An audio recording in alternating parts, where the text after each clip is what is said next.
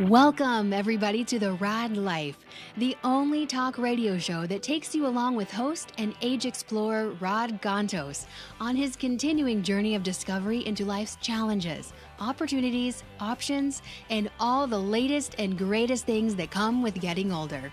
The Raad Life is brought to you this week by Your Home for a Lifetime, a company dedicated to empowering you to stay safely, independently, and comfortably in your own home. And now here is your host, Rod Gantos. Good afternoon, Paul. Good afternoon. You know, I think people should, they always wonder, why do we start late? Because we're having so much fun talking before the show that it was like, okay, now we got to do the show. Well, we just, it is the lunch hour on this show. It has been from day one, from 12 to 1, so we really like to delve into it and really just chew on things. Yeah. So, but we tend to find our meals pretty satisfactory week in, week out, wouldn't you say? I think so. For over 3 years, nobody shot at us or thrown anything at us as we drove by. So how are we going to take those analogies of lunchtime and eating and tie them into today's show? You know what, Paul? I don't know. It's like every week is this like inside little challenge of how we basically tease people even further. And they're like, okay, get on with it. Move on. All right. So with that being, our banter being the appetizer today, that we are going to move right into the main course. And the reason why we're using all this food analogy is not because I just had lunch or the fact that, we live in a society where food porn has become a pastime. It really has. Okay. Oh, my God. Right. I mean, put pictures of your meal on. Can somebody, while we're talking, Paul, could you dig up and find out, like, when did the term food porn become part of our... I don't know, but it's one of the staples of Facebook posts. Look at what I'm eating right now. I mean, hashtag food porn. Hashtag food porn, Raad Life. Okay, but okay, I just cross-branded. Okay, so anyway, because that's the world we live in. Yeah. So anyway, before I do introduce our guests, which you'll understand why we're all about the food today. I just want to make sure that everybody knows, if you're listening to us on octalkradio.net, which was the original way that you could tap into the show, you can also see us.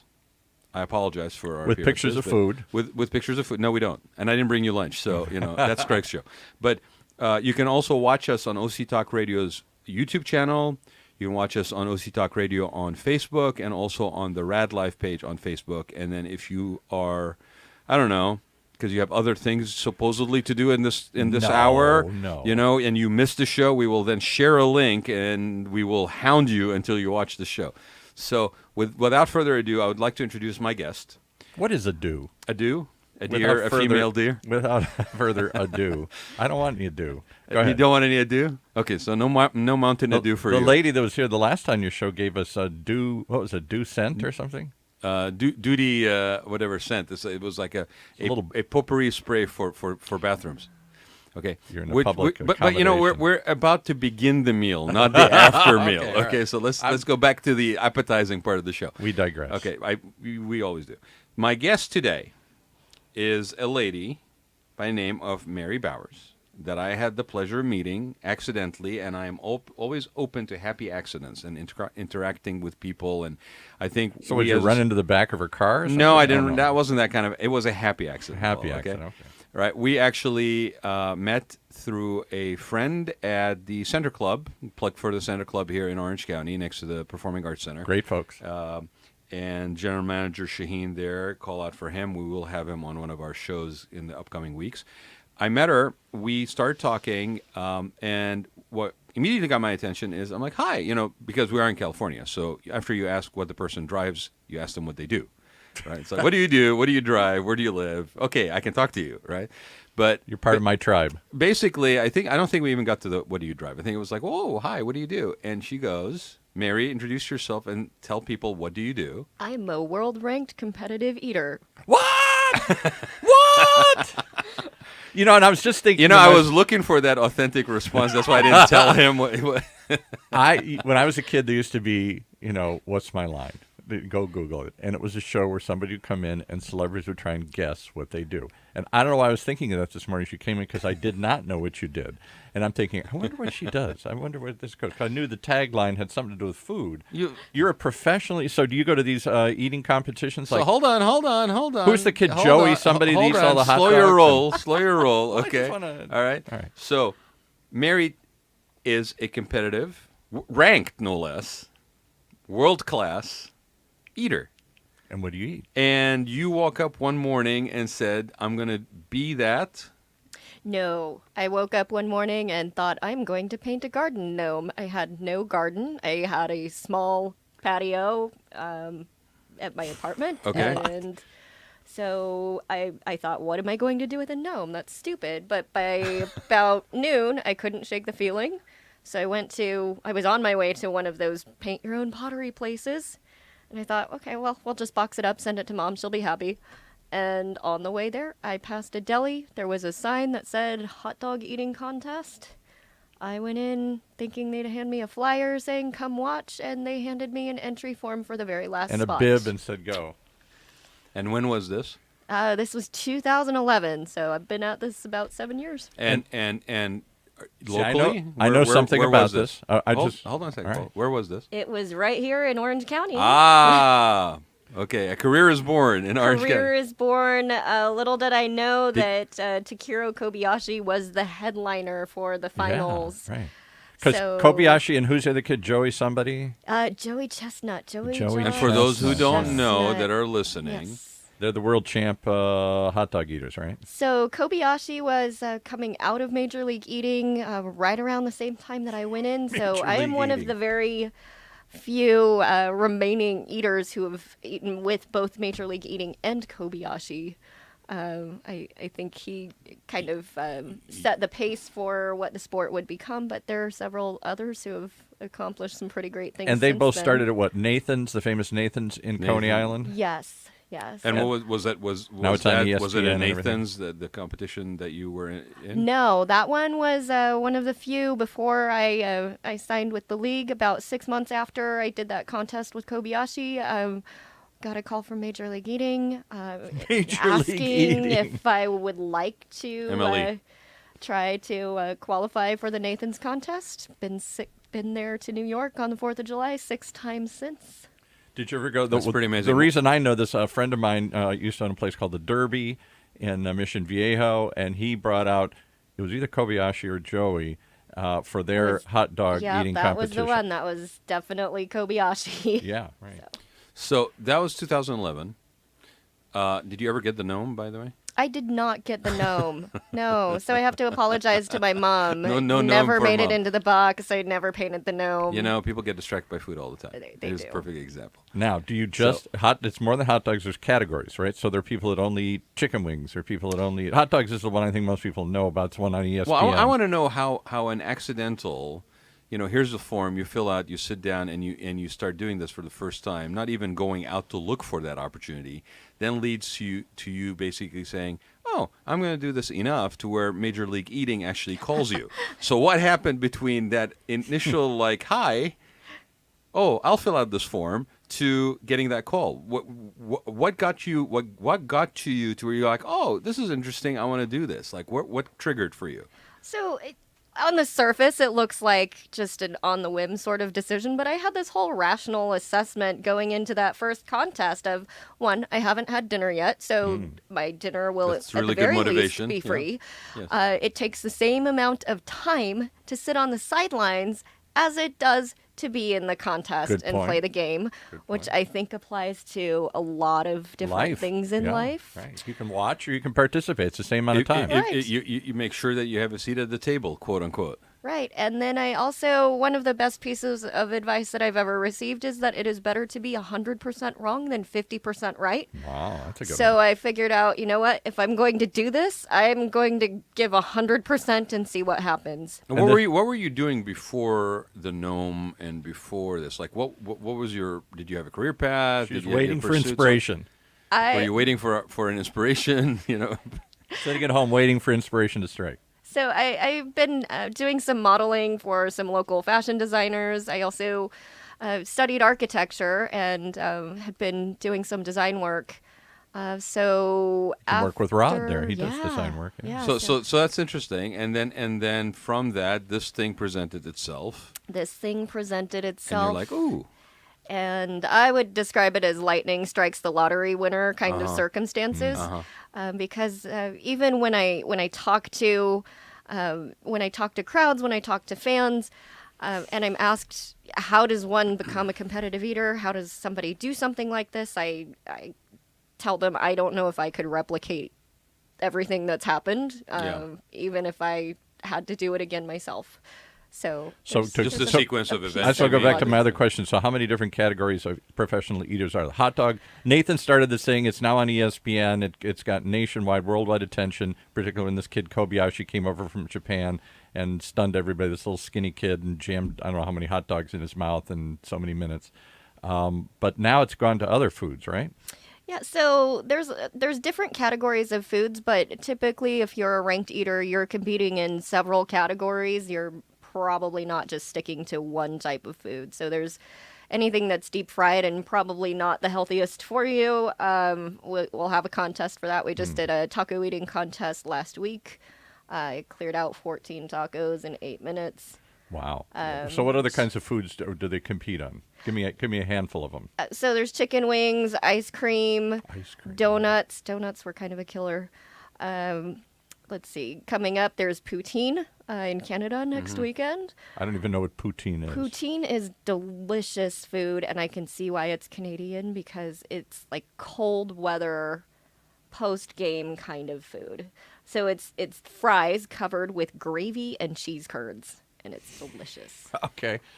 And restaurants hold these, people hold these around, and there's prizes, and people make money at this, right? That's right. So typically with a Major League Eating event, it is not usually a restaurant at this point. If it is, it tends to be a large franchise. Just because of the scale of the events, although there are still a few smaller And how big restaurants for those people who are not but familiar? The events right now, you brought up the Nathan's Famous contest on the 4th of July. There's about 40,000 people in the live audience. Typically, broadcast brings in around 7 million people. And they only track the first broadcast of the live And how much does the event. winner They get? How much does the typically winner air- get? What's the person something? They typically air that several times during the day, but the winner for that contest wins $10,000 for 10 minutes of hot dog eating. Wow. Wow. How many hot dogs can you eat in 10 minutes? Okay. Well, and okay, so that's 4th of July. Totally makes sense with the hot dogs. How often are these events, and are they spread out over the course of the year? I mean, is there a circuit, basically? Yeah, right. There is a circuit. So the season runs kind of in line with baseball. So we start up in the spring around March and run through early November. There's a few exhibition events kind of December, January, but typically our peak season is the summertime when people are out at food fairs, festivals, ball games. And what's your best game? What's the one that you yeah. excel at? What do you eat more of than anybody else? What's your food group? I love sweets. I typically don't eat a lot of sweets outside of contests, so I tend to excel in contest when I get the chance to let loose and eat all the sugar Donuts, I want. ice cream, that kind of stuff. Donuts, ice cream sandwiches, cake. And how many would you eat in a? These are all like a 10-minute session, or they vary in the time? Most contests are 10 minutes with the donuts and with the ice cream sandwiches. Those are both short form contests. So 15 ice cream sandwiches in 6 minutes. Wow. Those, Wow. those, And you have to not throw it up, too. I mean, that's the and key. they were substantially sized ice cream sandwiches. So if you think about a quarter-pounder cheeseburger, that was probably about the size of each. So what is the ice cream what sandwich. is the most challenging? What's the hardest one to compete in? Or most challenging thing about what you do? Oh, okay. I would say the most challenging thing is almost doubling as a food therapist for other people's food issues, because when you do something unique that nobody else is doing and you excel and you have a specialty in a category, people assume you know everything about everything that's related to it. So I hear the full spectrum of different food obsessions and extreme diets, and Funny how people are. It's pretty amazing. Can I ask you another question? They'll tell you anything. They will tell you. Can I ask you another question? anything. Because this one I've heard a lot of. When I did meet, it was Kobayashi, the one I met at the Derby hot dog eating contest, and they had, I don't know, 500 people show up. It was a big deal, and they had to pay him actually to come in. They had cover his expenses or something. He wouldn't just show up. And Kobayashi's pretty small. you assume these would all be sumo wrestler types that could have giant stomachs that could eat more than I could, but that's not the key to this, as I understand. Well, and I don't want to give it away yet because I want to find out, because you said you start paralleling baseball. And so, as is the case in sports, there's training for sports. Yeah. And I was looking at your information, and you said this is just the same, that you actually have to prepare for it, right? Right. So why don't you talk about that a little bit, Mary? So it's no different than any other sport. You don't just wake up one day and decide I'm going to go and eat 74 hot dogs. Although you did. How did you do, by the way, on that first That one? is, so the first contest I came in dead last. I ate, I think, 8 hot dogs in 12 minutes, which is terrible. But, coming in dead last and still thinking, lightning strikes, that's pretty cool. But I was also the only female on the stage. So I think that was also part of what has kept me going in the sport, because I did have some people pull me aside after that contest and make comments about, they wanted their daughters to watch somebody who was willing to go up and be different. And not order salad all the time. Right. Yeah. And how diverse is the circuit or the league relevant to men and women? It's still male dominated, although those numbers are starting to shift. We are starting to see some more women come in, but as of right now, I would say it's maybe 75% men, 25% women. Would you associate that with some kind of reasoning? Is there other factors? Women being more Weight Watcher, it's not ladylike or something. Yeah. I think guys are just slobs and delete it. No, right. I Guys will eat think anything, that the incentives and the rewards are very different, and it's not just in terms of the sport, but attitudes towards food in general. So we all know the women who eat before they go on a date and then order a side salad so it looks like they never eat anything. Right. And that's a normal enough thing that we probably know multiple women who do this. So it's almost encouraged to not eat. I think just in terms of social conditioning. And that was what I was trying to allude to without being too direct. Is there is an aspect of that that's socially saying, oh, women need to be more conscious about this, men not maybe as critically looked at because of what they're shoveling into their mouths, and so that may factor. But I'm glad to hear that is balancing out. So what do you do to train? So it's the same as other sports where you break it down into parts and pieces. So sometimes you'll focus on speed, sometimes it's conditioning, endurance, capacity is another aspect of what we work on. How do you not throw up when you jam that much? I don't care what you look like. If you jam that much food in your mouth that quickly, I would think the tendency would be to throw up. No, your body gets used to it, and I think 99% of any sport is mental. So if you tell yourself you're going to get sick and throw up, you probably will. But if you're of the mindset of, you know what, no matter what happens, I'm going to push through, I'm going to keep going. I want to see if I can do better than the last time. I want to see if I can do better than the guy next to me.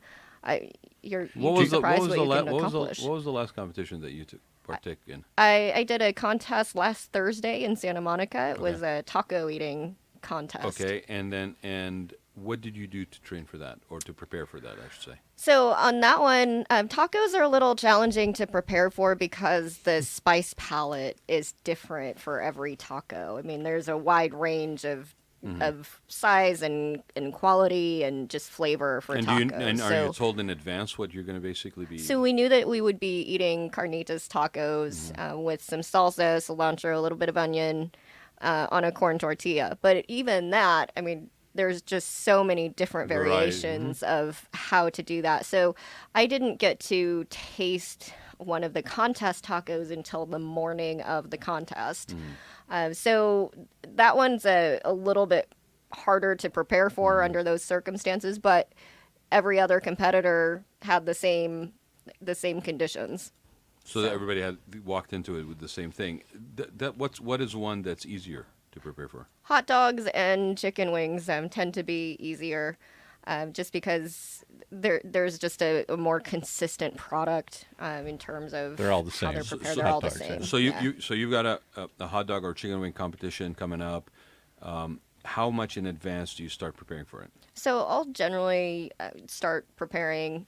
I mean, you don't really ever stop your conditioning, but Yeah. I'll It's like an really athlete. yeah, Yeah. I'll really start focusing and actively preparing starting in January for the contest. So in do you July. literally go home and time? starting in January for a contest in July. Right. Do you literally start timing yourself, and how often do you jam hot dogs and see how many you can Are there swallow? are there competitive food gyms? I mean, I think- No, so like I was saying, it's definitely not what people think it is. There is something called the belt of fat theory, okay. and that is that fat cells and muscle are different types of cells. So if you have excess fat around your midsection, your stomach is actually constricted. Yeah.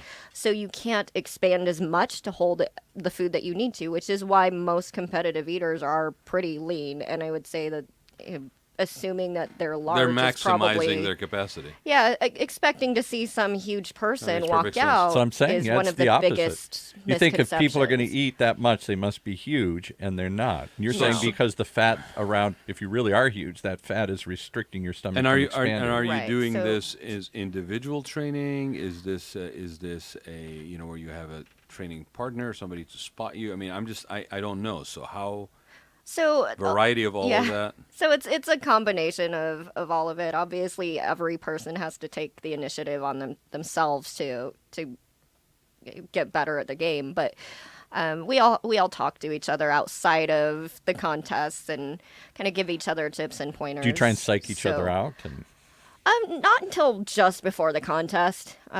Overall, I would say competitive eaters are pretty supportive bunch. you're not putting a little spice in the other guy's hot dog to make him choke? or No, something? no, because to be the best, you have to compete with the best. Okay, So by elevating Yeah. the standards for the game gosh. for your You co-competitors, guys are talking about it this like pushes this is all really of us to be baseball or better. something here. Yeah, This is- it's competitive sport. It's a competitive It sport. is. Yeah. Can I just get a rough idea of what you don't have to tell me what you make, but what does somebody on the circuit make? What kind of life can you live? Is this your full-time life that you live off So of? as of right now, this is my full-time life, which is kind of a Crazy. crazy, weird place to be.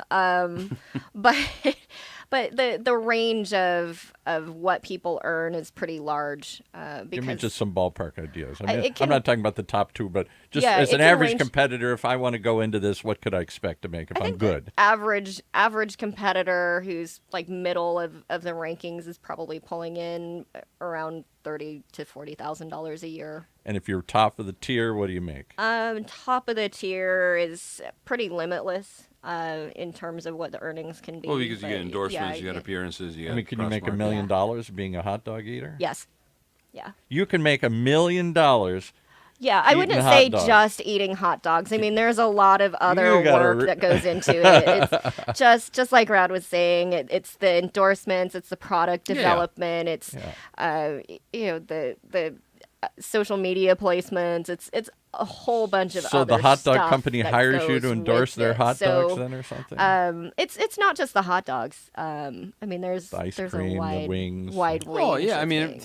think about all the budgets that go into marketing behind these products. I mean, if you're not, if you eat your feelings, my you God. eat when you're happy, you eat when you're sad. Society tells you to basically just shovel stuff in there because it'll make you feel good, regardless of what your emotional condition Right. is, right? And you're basically being told that all the time in different manners. So if somebody is basically quote unquote think about the old story about the guy from Subway, right? yeah. I don't know if that's the best example. Well, but but my Given point how is it that- turned is out, there's yeah, no, always but- there tends to be if you But in the humanize beginning- the story, Yeah. there's a component now that basically takes on more. Oh, I can relate. Right? In the beginning, Jared Right. was a very And that's sympathetic where- figure, and it was much later we found out he was a creep. Well, but, yeah. the only reason I brought it up is because even in that there's controversy. Yeah, No. but I would say that as far as They the didn't want to be. marketing and the branding goes, there's Just like sports figures. there's no better, there's no other product that's marketed All right, as well. So as, I got to ask you as the this: hot- so, do you hot have dog. fans? Do you have people who follow you? People who want to date you just so they could date like a famous Yeah. athlete? What is here? what is the No. what is the life not on the I circuit? mean, are for they? Do you have stalkers? Do you have fans? Do you have have- people writing you love letters and saying how much they admire you know, there's you? a side of and- you that's coming out. I'm really not Well, comfortable yeah, with. because if you're an athlete, if you're a celebrity, then I would think you would attract fans, and some of those fans can be a little deranged. You know what, though? One of my co-competitors made the comment that creeps have money, too. So as long as they're willing to buy your stuff, I mean, and they're not showing up at your house, the money spends the same. So have you ever gotten fan mail, or do you have people come up to follow you from event to event? Well, and maybe well, after you answer that, maybe we can switch into the eat and be merry and that whole digital. Right. So tell us about your fans. Do you have fans? Do they follow you? Do they write you? Tell us some funny or sad or creepy stories. I do have fans, and they run the whole spectrum. Thankfully, most of them are pretty cool. There's only been a couple of creepers in the bunch, and I'm glad that they don't pop up very often. So I've been really, really fortunate. Everybody's been really encouraging, and most of my fans are younger. I get a lot of children and young parents who follow me around. So. And what do they do? Do they show up at your event and hold up a sign saying "Go Mary," or do they just? They do. Yeah, they do. And sometimes I'll even get email in from fans just saying, "I saw you in this event. I really admired what you did. Keep doing what you do." So. It's always encouraging. They admire that you ate 27 tacos. Well, the technique. I mean, there was skill involved. Come on, Paul. There is skill. When you watch that Kobayashi kid, the way he jams them in and what he does is a real science to how he paces himself and jams that them Kobayashi kid, as much as he accomplished in the sport, and you always want to elevate people who are kind of the pace setters and the game changers. There are, I would say, half a dozen people at least now who would be able to cleanly beat his best record. Place. Oh, Clean see, did you plate. pick up on that competitive streak right there? Yeah, that's good. So, because he really, just so people know, again, I don't only because I had this friend and we put on some competitions at the Derby that I have to learn about this and how big it is and how crazy it is. Kobayashi, when he came into the sport, I want to say maybe he didn't double it, but he ate substantially more hot dogs than anybody had ever eaten. So what is the current situation in the sport? Who are the leaders in the sport? And what's the record? Give us some numbers. Because you're like friggin', like nostalgia over there, right? I know. All you want to do is pull out the old scrapbooks. He changed the sport when he came into it. Okay, we're moving on. Yeah, so Joey Jaws Chestnut has dominated the sport for over the last decade. And I mean, he works harder than anybody else. He is the most focused person that I have met in my entire life. What's the average age of somebody in the circuit? Because I can't imagine if it's similar to sports, there must be sort of a window in which you are competitive. There aren't 60-year-old guys. Surprisingly, no. So Rich Lefevre, I believe, is in his 60s. What? I would say closer to 70. I don't know his age off the top of my head. So in fact, unlike other sports. You could actually have a longer career. Keep going. Hope for me, I could join. I always wanted to be an athlete. I could turn out to be a professional eating athlete. But I am, and you do have to be at least 18 to sign those waivers and compete. Well, yeah. But some of the younger people coming in are really, really on top of the game right out of the gate. What's the youngest that you know that's involved? Youngest I know right now is 19 years old. And what is from 19 years old to 60 plus. And give me some idea what the records are. How many hot dogs are we eating these days to be in the top tier? What's a typical winner in 10 minutes consume? So I know it varies from contest, but roughly. It varies from contest to contest, but you're looking at 74, 75. I think under the right weather conditions, you'd be looking at 80. Unfortunately, it's hot and humid in New York on the 4th of July, and I think that does have an effect. So 75, 80 is hard to get to, but weather conditions play a role too. In 10 minutes. 80 is doable. I think if you talk to Joey Chestnut, he would say 80 is doable, but again, that's like the perfect hot dogs. That's the perfect weather conditions. So what is the perfect weather conditions for eating that many hot dogs? Probably a little cold. A lot like it is in Southern California. Oh, good training ground. It's probably not the greatest training grounds because it's always like 70 degrees. It's not too humid. It's not too hot. It's not too cold. You don't get a range. So do you have an issue like in that kind of temperature, for example, if it was ice cream training? So no, because ice cream's pretty dialed in as far as how frozen something is before they bring it to the table. I did not wake up this morning thinking I was going to have this conversation. Yeah. I'll tell you that.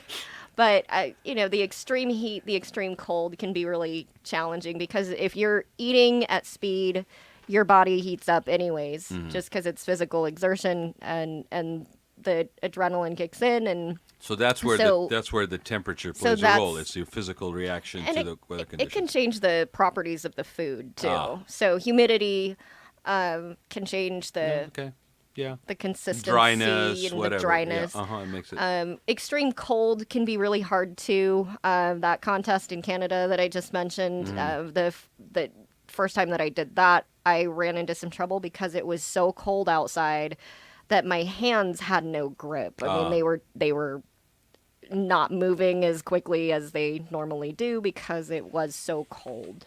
So how do you get 75 hot dogs in and you have to swallow them too? I haven't done 75. What's the most you've done? But 12 with the bun. 12? Oh, in you're 10 minutes, so on the low end. How of many hot have you done? Yeah. I could eat 60. Right now, I could eat 60 hot dogs. So put them out. I mean, that's an excess of. But I've watched this content. Like I mean, they're jamming and they do one side and they jam the other side. So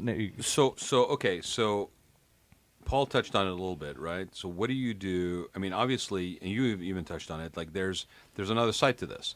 Being involved in this, people reach out to you. You've tried to basically establish a presence, a communication. You have your company, the Eat Be Merry, which go ahead and give the address, Mary. It's eatbemary.com. EATBEMARY. Yes. .com. Okay, and tell us about that. What is that, and how did it come about? So, as I mentioned, I had been doing some design work. I had been doing some modeling, and then when the competitive eating came into the equation, I started thinking, well, I need to figure out a way to connect with fans and keep them engaged. What do I know? Who do I know? And so I figured that I'd start applying the fashion design and the architectural design to the competitive eating environment. So I started dressing like the food for every contest I compete in. You dress like the food, like a hot dog or an ice cream? I have not been a hot dog. I have been a hot dog stand. But I have not been a hot dog yet. Is this normal to themize your costumes for people? Every single contest. I'm the only one that currently. I've never seen anybody. So hold on. So other people don't necessarily do it. No. You're doing it. So again, it elevated you in a different spotlight. Right. When you're on the stage. Perfect. Smart. Yeah. So I think because of that, that's why my fans tend to skew younger. Yeah. There's almost this Disneyland princess effect. The fashion design opens up a conversation, and I think makes me more approachable to, children who, as amazing and incredible as Joey is. I mean, he's also over 6 feet tall, and I think if you were a 3 or 4 year old child, could be a little intimidating. So I wouldn't say off-putting. He's just intimidating. And your costume. I mean, Paul, are you checking out the website?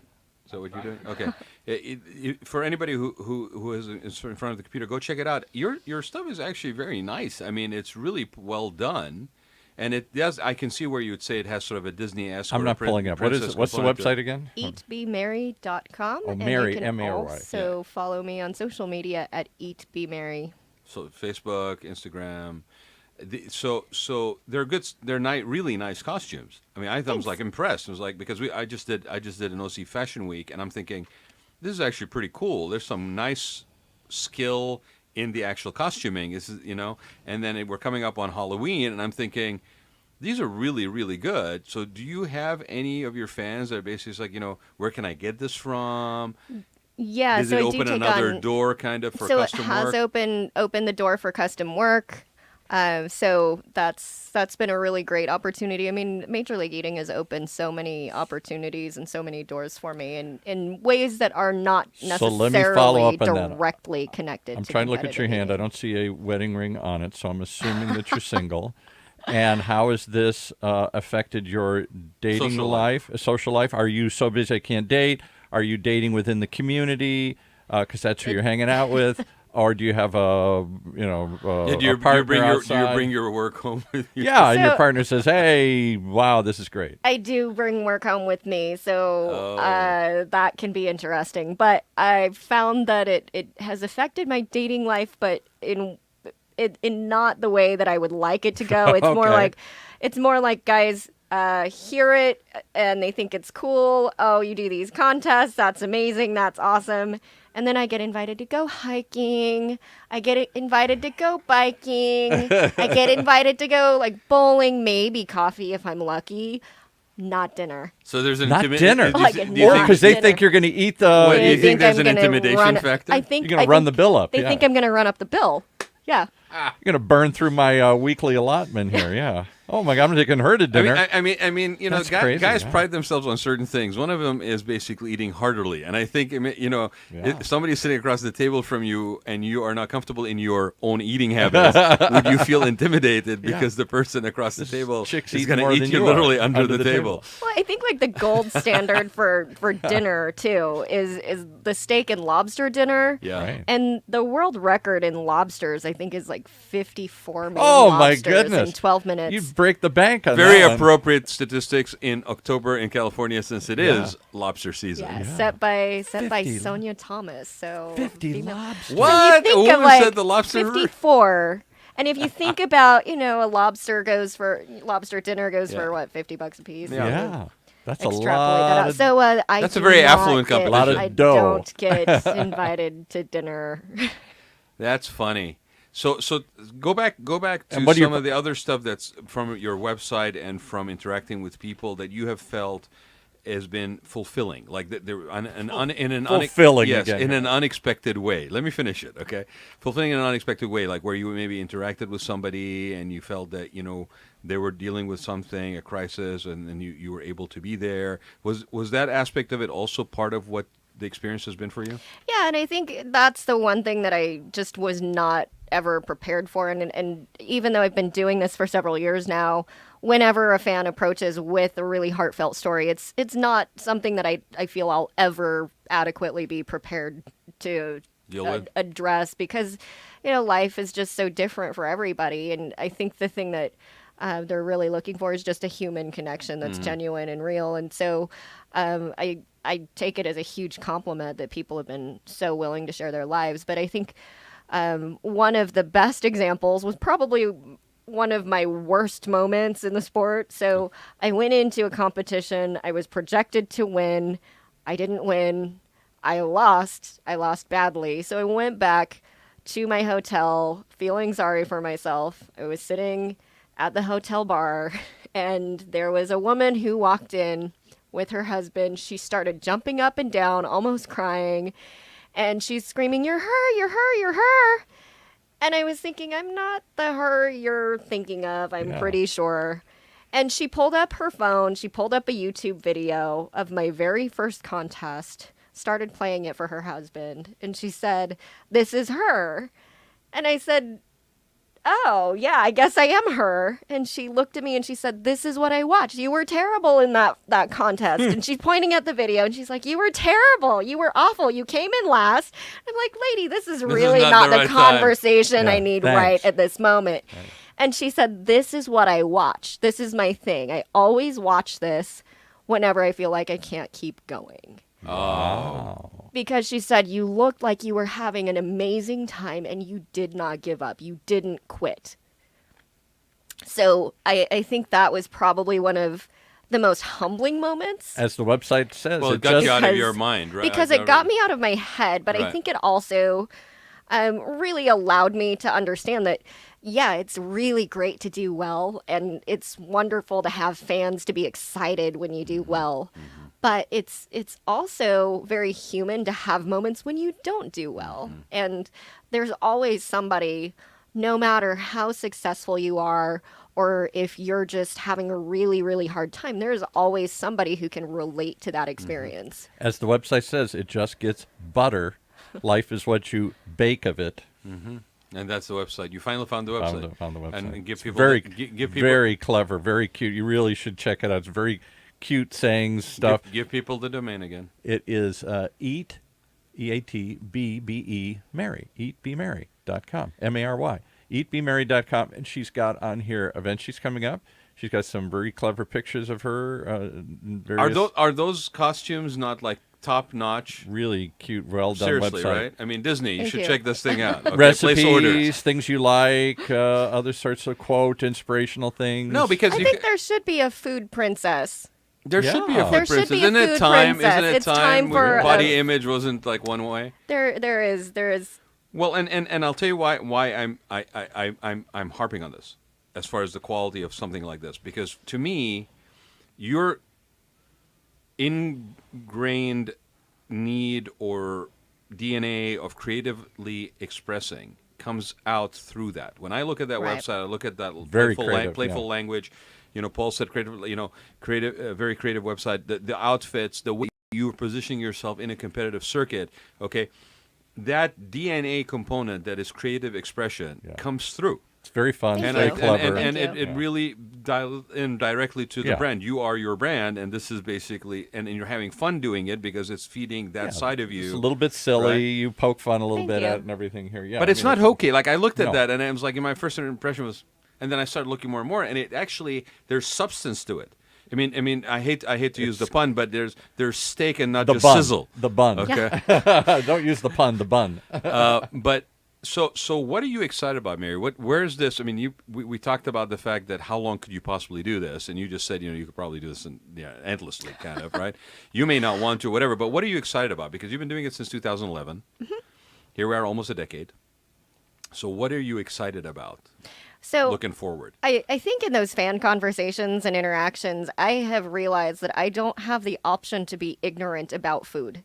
I don't have the option to be ignorant about the different range of, or the full range So you're of talking about like opinions nutritional, all the other aspects of it too? So or- it's not just nutrition or body image, health and fitness, like most people associate food with. It's also food production. It's where food is sourced. It's how we make recipes. How do She we has create recipes stuff? on Where here. do we go grocery shopping? What's the experience when we go grocery shopping? There's just such a big range. What is global trade policy on food? We're talking global mean, trade so- policy today so with the World Competition Eater here. It's funny because I think. Well, if you want an authority on the subject, Yeah. I mean, She's you're going been to around the world You're going to get the thin person who only eats a salad. Do you bunch go of- around the world, or is this just in this country? Yeah, it's a worldwide sport. So I just got back from Germany about a month and a half ago. It's definitely a worldwide sport. I think different cultures perceive it in different ways. How does your but- culture? I don't know what your ethnic heritage is. How did your family perceive this? So I was adopted at 5 months old. So my family is from Colorado initially. I don't think they understood what it was about, but after they were able to see a contest in person, I think they understood every bit of it. My mom, I was able to surprise her at the World Burrito Eating Championships. I did not This one's tell for you, her- Mom. I didn't tell her I was going to be there. And my family, because we love her so much, my aunt and my cousins lied to her to get her to the stadium, saying she had won tickets or something The tricker to to come this out. big event. So she didn't know that I was there until she saw my face on the jumbotron and heard the announcer. And it was great because the team they gave her a swag bag. They sent the team manager out to greet her, thank her. We're so happy you won our contest. So everybody was in on it. Fireworks. But how many people get to do that for their parents? Yeah, with, absolutely. Big stadium. So are they event with supportive, or fireworks? do they think this is just a crazy thing you're doing and someday you'll get a real job here? So my dad passed a few years ago, but sorry. my mom thinks that it's great. I mean, it took her a little while to warm up with it because I think any parent, Well, it's regardless out of the of ordinary. Pretty Yeah. crazy. it's out of the ordinary, but I think any parent, regardless of the track that their kid is on or what career they select, when they're first getting started in life, I think there's got to be some nerves.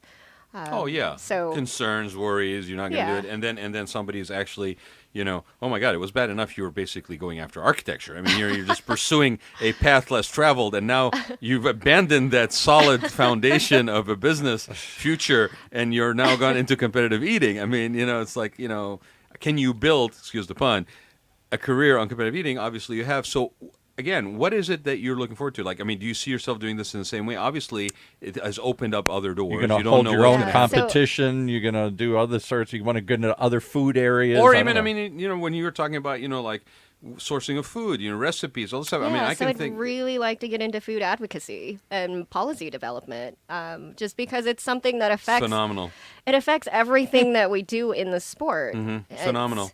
And not just me, but it affects everybody. It affects my fans. It affects their ability to have healthy lives for themselves. And the more that I travel, and the more that I hear these stories, and the more people I meet, and the more foods I get to try, the more it just kind of speaks to kind of the core of who I am. That it's something that I wish more people would get engaged with. I mean, and we had Bill Bracken here, who was a chef at the Peninsula Hotel in Los Angeles, and ended up losing his job after years of being involved with a lot of celebrity and all of that stuff. And basically now, and Bill, congratulations on the new kitchen location. But he basically has Bracken's Kitchen, which is a homeless food nutrition support, and his drive was he was working at a couple, or not working, but volunteering at a couple places when he was unemployed, and he realized that the quality and nutrition of the food that was being served was substandard to what could be done, and so he connected all the dots in his own background and career and connections, and basically good now food has that tastes good for poor people. Exactly. Right. And so I commend you on that. I mean, I think it's huge, especially in society which basically seems to promote everything that's easy and convenient, with the understanding that if it's healthy, then it may be hard to prepare and all this stuff. So advocacy is awesome. And I mean, we all put stuff in our mouths every day. So, I mean, I don't know how much more directly do you positively or negatively impact somebody than what they digest. How many are there doing what you do? Hundreds, dozens? I mean, like the circuit. How big is the circuit? How many food eaters are there in the pro circuit? I would say they'll walk among us, and we have no idea. I would say there's probably 80 to 100 people who are consistently. And are they all Americans competing. or all over the world? No. So right now, one of the top ranked eaters is Gideon Oji. He's based out of Nigeria. Nigeria. So it is a worldwide sport. Yeah.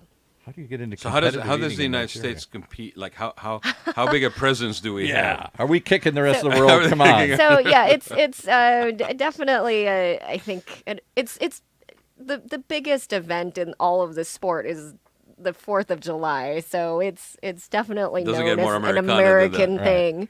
But there's different forms around the world too. I think in Japan it takes more of the game show type of format. In Europe, it seems to be more focused on the restaurants and the food challenges. So it's really interesting to see how different cultures have taken anything you won't eat. Is there a spider eating contest or a worm eating contest or what has there been anything that you've walked away from? So I'm not eating that. Okay, there was a brain taco eating contest. See, I'm getting that. I should have known going in. The sponsor was Andrew Zimmern from Bizarre Foods. So I should have known going in what I was in for. Yeah. But, I try not to have any judgment, preconceived notions. And so No food judgment. No, I mean, you don't know until you try it, right? Yeah. So I figured, okay, well, this looks fun. We'll try this. And I did not even have the first taco up next to my face. It wasn't even in my mouth yet. And I started getting that nauseous, gagging reaction. But I still got some down. So. And how was it taste-wise? It was terrible. It was terrible. So if anybody offers you a brain taco, walk away. But it was a really great event. It was because I'll bet. Really, really what was that fun thing, that show where they had Fear Factor or something, where they would make people eat things that they wouldn't normally, like I don't know, a cockroach or a spider or a worm or something. I would think there must be some oddball ones. I mean, and, Anthony Bourdain, all these things. That there are places where some of these things are delicacies, are really good protein sources. Yeah, so we haven't had anything like that really in Major League Eating that I'm aware of. We should have a cockroach eating contest or something like that. Because I think the quality control around the food itself is really important. And then we also, I think the league itself, and I'm sure the chairman would have his own take on it. I think they want to make sure that it really is respected as a sport and not as this kind of sideshow. Where's the league based out of? So based out of New York. Okay. and they're just a really great organizing body. They set all the rules and regulations, and they make sure that we're safe too. So every contest we have EMTs present, ready to respond in case anybody. How long gets into how any long trouble. has the league been around? You know what? I'm not quite sure off the top of Roughly. my head, but I would say as a sport, competitive eating's less than 20 years old. Oh, So wow, so it's it's still relatively very new. much in its infancy. And I hadn't thought about it, but there are accidents. People must choke or other sorts of things. Typically with the professionals, choking's not a regular thing, but it is always a possibility. So, And so- we're almost Yeah, out of we're time. out- So, right there. so I'm going to ask the foodie fashionista here, which is one of the labels that she has on. I really encourage everybody. The foodie fastinista. Fastinista? Because Okay. she eats fastinista. Is yes. that how it's spelled? That's just Okay. my. She can how add that how to her is it? website. What is the proper title? Oh, and so I have this whole introduction that the MCs have given me. So, you know, she's the Chanel La Bechamel, the Louis Vuitton of croutons, Hermes of canapes, you know, and I on like and on it, and on. I like So it. We should have introduced her like that in Yeah. the show. Ladies and gentlemen. Exactly. So okay, so what was the saddest moment for you, Sad. We're gonna and end what on a is the sad happiest note. moment for you? I think the saddest moment for me probably was in a meet and greet, and I had a young girl approach me, and she asked me if I made myself sick to stay pretty. Oh wow. And she was so young. The first thought I had was, "How old are you?" That you And would then the have that- second thought was, "Where would you get an idea like this?" Yeah. And so to How would me, you even know that exists? You know, that some people throw up to try and keep their weight down. you know, and everything. I in the moment, I told her, you know, food is something that makes me really happy. It makes me strong so I can do all the things that I love to do. What makes you happy? What are the games you like to play? And we started this conversation. So I'm hoping that moment mattered to her changed and her hopefully gave her at least a perspective that was different than what she had been hearing of, you know, food can be really fun. It's something that can make you happy and give you it can be empowering for what because you want because to a do. lot of people do have that sort of But- internal struggle where it's Food a hate shame. relationship. Yeah, where they Food shame. I would Yeah, think but particularly I think- girls. Yeah. But I think that was probably the saddest moment because it was that initial reaction of how do you know this and who's telling you these things?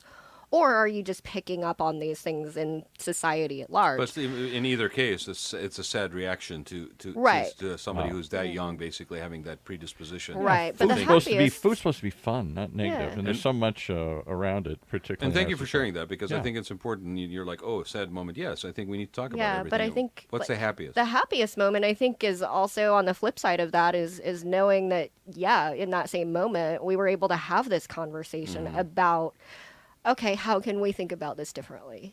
So that you could be empowering. that food can be empowering, that food can be fun, it can be an adventure, and so it's kind of, you know, there's two sides to the same coin, and so.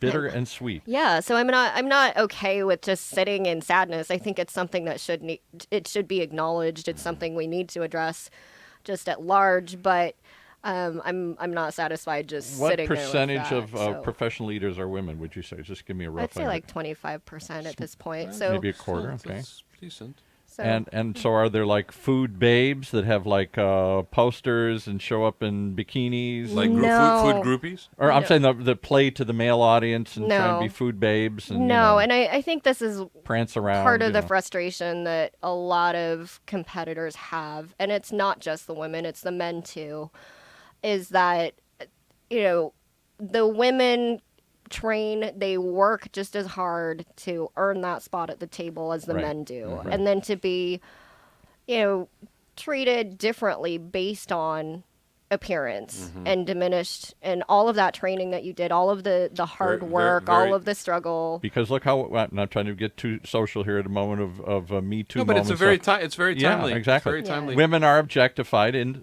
sports Very are primarily timely. male, and so they're cheerleaders and they're the women are there to be sort of babes and to walk around the boxing ring and to be cheerleaders. No, and I think as a sport, Major League Eating has fairly well, like they've done a pretty good job of rejecting that idea. I think women, some of the trailblazers, Carlene Lefevre, Sonia Thomas, were some of the first women in the sport, and they were there wearing the same sponsor T-shirt as all of the men, oftentimes beating the men. And I really I admire their ability to kind of blaze that trail for the rest of us. Well, on that note, and I think thank you, because that is really timely. I mean, we're dealing with that on every level, where there is inequality. And I could see where, including if you're playing to a young male audience, you could have a lot of women thinking, well, okay, I'm going to show up and I'm going to walk around in a bikini, and that's how I'm going to get on the stage. No, and I, like I said, I think that Major League Eating has done a really great job of setting the standard for equality. I mean, it's one of the very few sports that exist where men and women are paid equally. You're paid based on what you eat at that table.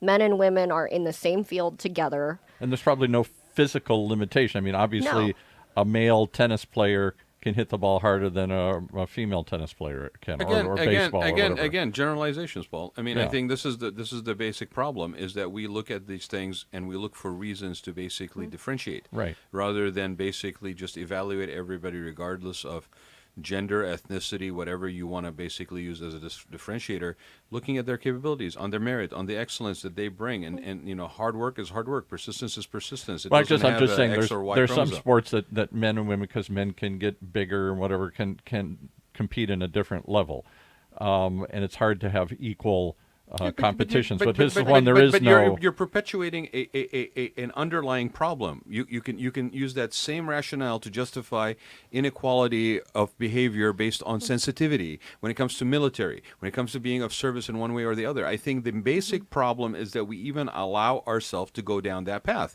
Evaluate people based on their merit, on their excellence, and what they bring to the table. Excuse the pun, right? You know, we keep coming back. Yeah, chew on that for a change, right? Instead of basically starting off with a predisposed biasness of narrative. That's saying that women can't compete on an equal basis on certain levels. And what I love about competitive eating is that it's always been that way. The men and women have always competed at the same table. And I do kind of wonder about other sports. I mean, if you took the top men and the top women and mixed everybody up, I wonder what the result would be. And I do think there are some sports where maybe there is a difference in physical barrier, right? I wouldn't say a barrier, but I mean, if you're watching UFC, like, I think the men and the women just fight differently. Like, if you watch the men fight, I mean, it's usually, you know, more grappling. It's a higher up type of fight. But if you watch the women fight, they use a lot of leg work. Yeah. And so it's just different. It's not a barrier. It's Have you ever watched a woman wail on a guy? Okay, I mean, seriously, okay? I mean, every night at my house. Every night at my house. So, you know, if you're interested in competitive eating, ladies and gentlemen, check out Mary's website at Eat Be Mary, Mary. If you're interested in, you know, seeing a woman wail on a guy, then, you know, check out Paul's. Just stand outside my house most nights. Yeah. And don't call the police, because he's doing it for sport, right? But no, I mean, seriously, okay, this is very timely. I know that we when you first probably tuned in, you're thinking of equality. This is what is going on the Raad Life today, right? This wasn't a social we statement. We tell you from the very beginning, we warn you, there's a disclaimer, right? It's like, you know, there's a label on the station and on the show that says, this is a journey, and we don't know where it's going to go, and we basically are better off, all of us, for taking a journey together like we just did with Mary. And you probably know things about competitive eating and the fact, did you even know there was such a thing as Major League Eating, right? I mean, probably not, right? Or that it was a 20-year-old sport. I mean, that's new. You know, if you're interested, check it out, because I think there's room probably. Why isn't it in the sports page? Why don't we have the rankings? It is in the sports page. It is in the sports page. You've been missing it. Reading the long There's paper. a reason that it is on ESPN every year. Okay. So I'm going to check the rankings. So I appreciate you being here, Mary. Thank you very much. You know, societally, historically, a lot of stuff happens around food. A lot of stuff happens around people sharing food. and it's sort of a leveling of a playing field in a way. So whether it is hot dogs or 5-star cuisine, and I honestly, personally, and people have heard me say this over and over to the point where they're probably sick of me saying it, but if you can't appreciate a high-end, perfect steak on one end and within 24 hours be eating a hot dog from a New York stand that basically is perfectly done, or know the difference between one from New York and one from Chicago, you are missing something in life. Okay, so you could be hoity-toity, stuck-up nose on one side, and you're not ever going to buy that thing from the vendor on the street in New York City, or that corn that's from some guy in Santa Ana, basically, in winter, or chestnuts or whatever. Food is an experience, and it is part of how we express ourselves as human beings. So embrace it. And body image and all that stuff, what do you care what other people think? So thanks for being here, Mary. I appreciate you being here. It's a pleasure. How do people get hold of you? To the website? Website. There's all my contact booking information. You can find contact information for Major League Eating as well. Personal on my appearances. You website, make personal appearances, and I do. come to my party, and we'll all watch you eat or something. I would also urge you guys to connect with Mary, because this lady is a really got it perfectly. Like, she's interacting with so many people. We got engaged in some conversations that were about millennials and Gen Zs and stuff like that. She's got literally a front seat to that table by the people that are coming in and basically interacting with her. She really is, excuse the pun, a smart cookie. And everybody eats. And everybody eats. So thank you for feeding our soul and feeding the airwaves with us today. Everybody, thanks for joining us. You can reach us at the Raad Life on Facebook. You can contact me at raad.ghantos@gmail.com. If you have any questions for Mary, reach out to her directly or through us. We're more than happy to connect you. Wow, this was a really fulfilling show. Take us away, Paul. You have been listening to the Raad Life Radio Show with your host and age explorer, Rod Gantos, brought to you on the one and only octalkradio.net. Join us again next week as we continue our journey of discovery into life's challenges, opportunities, options, and all the latest and greatest things that come with getting older.